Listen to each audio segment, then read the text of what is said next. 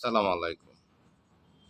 যাদের বদহজম এবং অতিরিক্ত মশলাযুক্ত খাবার খেয়ে বা তৈলাক্ত বা চর্বিযুক্ত খাবার খেয়ে সমস্যার সৃষ্টি হয়, তাদের জন্য একটি মাত্র মেডিসিন নাকচ ভূমিকা নিয়ে আলোচনা করব। আমি doctor Mohammad Shamim Ahmed, German homeo complex, Konabari, Gazipur.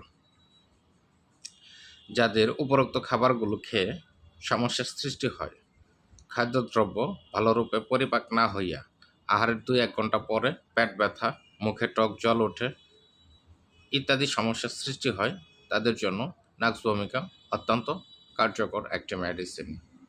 এটি সকাল বিকাল ২ ফোঁটা করে জার্মানি ওষুধটি সেবন করিলে এই সমস্যাগুলো সমাধান হয়ে যায় এবং গ্যাসের জন্য চমৎকার ভালো কাজ করে।